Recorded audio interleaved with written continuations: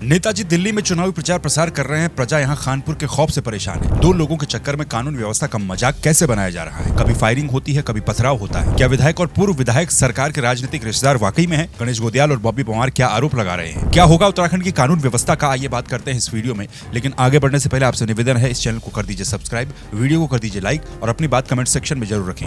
पिछले कुछ दिनों से ऐसा लगता है कि उत्तराखंड की कानून व्यवस्था दो लोगों के सामने बिल्कुल लाचार पड़ी है। ऐसा लगता है कि मानो ये उत्तराखंड नहीं बल्कि कोई दूसरा राज्य हो जहां पर ऐसी अराजकताओं का होना आम बात होती है। पहले तो लड़ाई दो इंडिविजुअल्स के बीच में चल रही थी, लेकिन अब इसमें बिरादरी और जात पात को भी इन्वॉल्व किया गया है। ये न सिर्फ सरकार के लिए सोचने वाली बात है, बल्कि आम जनता के लिए भी सोचने वाली बात है कि आखिर ये उत्तराखंड में हो क्या रहा है और हो क्यों रहा है। खानपुर के विधायक उमेश कुमार और पूर्व विधायक कुंवर प्रताप सिंह चैंपियन के बीच आपसी लड़ाई थी। इस लड़ाई में सोशल मीडिया से लेकर के बंदूकों के साथ फायरिंग करते हुए जंग आपने देखी। इस लड़ाई के पहले दिन से ही कानून व्यवस्था फेल दिखाई दे रही थी, लाचार दिखाई दे रही थी। जब कुछ हो जाता है तब जाकर के जरूर हाथ पैर मारे जाते हैं। बीजेपी के पूर्व विधायक के द्वारा फायरिंग करने के बाद दोनों पक्षों के नेताओं की गिरफ्तारी जरूर की गई, लेकिन उसके बाद बात अपनी अपनी बिरादरी पर आ गई। चैंपियन के समर्थक में महापंचायत का ऐलान किया गया। गुर्जर समाज महापंचायत करने आता है। हालांकि कुंवर प्रताप सिंह चैंपियन की तरफ से निवेदन किया जाता है कि इस महापंचायत को ना किया जाए, इसे फिलहाल स्थगित कर दिया जाए। लेकिन वो सिर्फ और सिर्फ एक फॉर्मेलिटी ही साबित हुई। महापंचायत होती है, बड़ी संख्या में लोग उस महापंचायत में आते हैं, जुड़ते हैं। अब कल यानी कि 31 जनवरी को उमेश कुमार के समर्थन में भी एक महापंचायत रखी गई या फिर एक बड़ी बैठक रखी गई। हालांकि यहाँ भी उमेश कुमार ने निवेदन किया था कि इस महापंचायत को स्थगित कर रहे हैं, इसमें लोग न पहुंचे। लेकिन अगेन यहाँ पर भी वो निवेदन सिर्फ और सिर्फ फॉर्मेलिटी ही साबित हुआ। कल लक्सर में बड़ी बैठक होनी थी। विधायक उमेश कुमार को पुलिस ने टोल प्लाजा के पास ही रोक दिया। उन्हें बैठक में जाने नहीं दिया, उन्हें वहीं पर ही रोक दिया। बस फिर क्या था, उसके बाद उनके समर्थक भी वहां जुटने लगे। पुलिस ने उन्हें भी जाने से रोका, लाठीचार्ज हुआ। इसी दौरान पथराव भी जमकर देखने को मिला। हंगामे जैसी स्थिति रही, बवाल बना हुआ रहा। दो लोगों के बीच की लड़ाई देखते ही देखते भीड़ में कब बदल गई पता ही नहीं चला। पहले ये वीडियोस देखिए। उत्तराखंड में शांति रहे और किसी भी प्रकार का कोई विवाद ना हो, बस मेरा ये कहना है। मैं इससे ज्यादा कुछ नहीं कहना चाहता। अब आप लोग मुझे यहाँ रोक के खड़े हो जाएंगे, ऐसे कैसे चलेगा? सर, जो इंस्ट्रक्शन से हम उनका पालन कर रहे हैं, क्योंकि वहाँ पे दिक्कत होगी। ऐसी होगा वहाँ पे तो कहीं ना कहीं सपोर्ट करेंगे। तो ये देखिए वाला पुलिस, देखिए सभा को हमने मना कर दिया था, लेकिन लोगों तक सूचना नहीं पहुँच पाई प्रॉपर तरीके से। देश भर से लोग इकट्ठा हो रहे थे।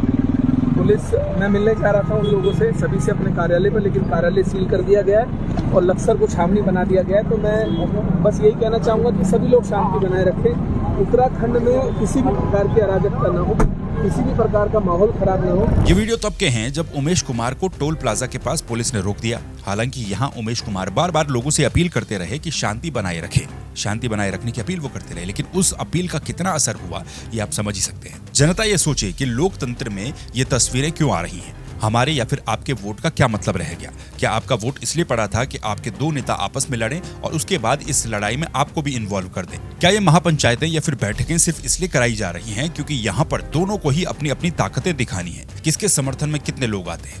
क्या अब कानून व्यवस्था इन बैठकों या फिर महापंचायतों से ही उत्तराखंड में चलेगी? कौन दोषी है कौन नहीं है, इसका फैसला किसी जमाने में किसी समय में कोर्ट किया करती थी, लेकिन अब महापंचायतें हो रही हैं, वो भी ऐसे मामलों में जहां पर दोनों ही पक्ष बंदूकें लहराते हुए नजर आ रहे थे। कोर्ट का जिक्र आया है तो इस मामले में ये मामला इतना ज्यादा गंभीर हो गया था कि हाईकोर्ट को स्वतः संज्ञान लेना पड़ा। हाईकोर्ट ने यह भी कहा था कि ऐसी अराजकता उत्तराखंड में नहीं होनी चाहिए। कानून व्यवस्था को बनाए रखने की बात भी कोर्ट ने कही थी, लेकिन यहाँ तो पुलिस के ऊपर ही पत्थर बरसाए जा रहे हैं। जिस प्रदेश में ऐसा सब कुछ हो रहा हो, वहाँ के नेताओं पर भी सवाल उठता है कि वहाँ के नेता ये बयान दे रहे हैं कि कुंभ में क्या हुआ और क्या नहीं हुआ, सोनिया गांधी ने क्या कहा और क्या नहीं कहा, दिल्ली में सरकार कैसे बनेगी कैसे नहीं, जबकि हमारी खुद की कानून व्यवस्था दो लोगों के सामने लचर दिख रही है। कांग्रेस के नेता है गणेश गोदियाल, उन्होंने एक वीडियो के माध्यम से अपनी बात कही है।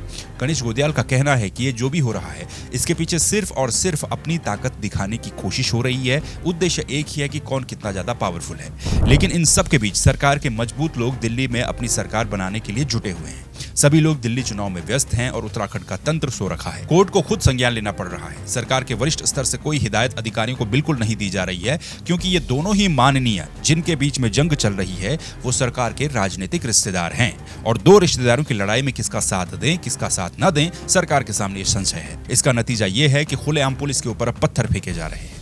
यदि ऐसी स्थिति है तो कानून व्यवस्था नहीं सरकार अगर संभाल पाती है तो फिर सेना को बुला लीजिए। गणेश गोदियाल ने यह भी कहा कि ये सब कुछ आने वाले समय में आम बात बिल्कुल न लगने लगे, इसीलिए यहीं पर ठोस कदम उठाने की जरूरत है। उनके द्वारा अपनी ताकत को दिखाए जाने का प्रयास है कि हमारी ये ताकत है। मैं ये मानता हूं कि शायद चूंकि उत्तराखंड की सरकार पूरी की पूरी सरकार के तमाम मंत्री, सरकार के पक्ष के प्रभावशाली लोग तमाम दिल्ली में सरकार बनाने के लिए, वहां पर वोट मांगने के लिए दिल्ली में बैठे हुए हैं। लिहाजा यहां का शासन तंत्र, उत्तराखंड का शासन तंत्र सोया हुआ है।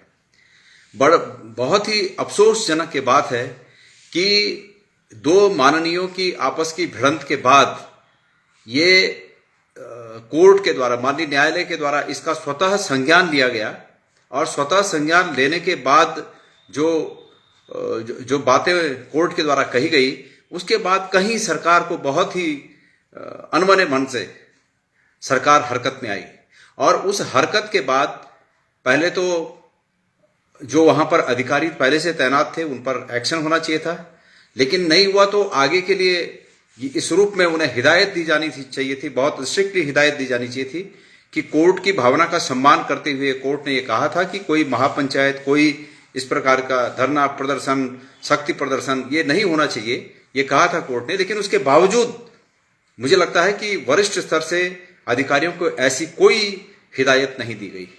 और ये इसलिए नहीं दी गई, मैंने पहले भी आरोप लगाया था कि दोनों माननीय सरकार के राजनीतिक रिश्तेदार हैं।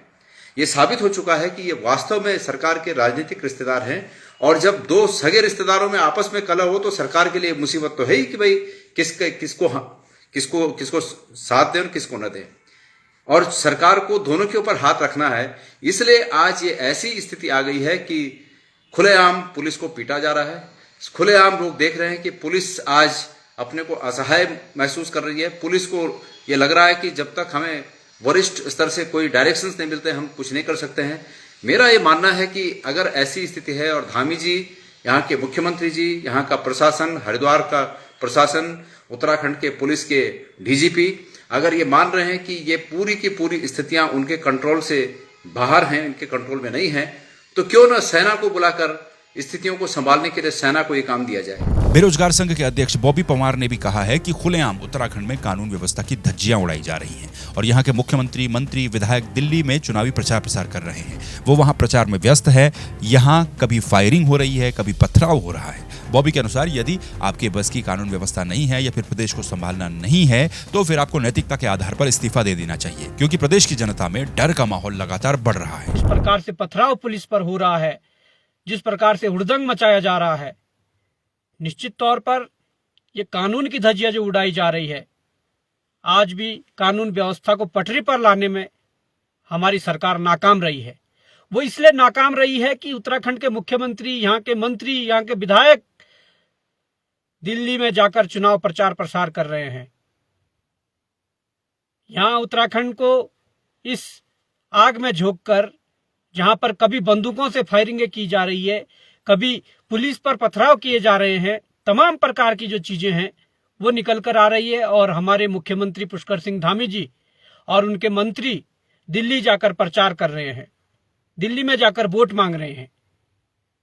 अगर आप इस राज्य को चलाने में नाकाम हैं, अगर इस राज्य को नहीं चला पा रहे हैं, तो निश्चित तौर पर आपको नैतिकता के आधार पर इस्तीफा दे देना चाहिए।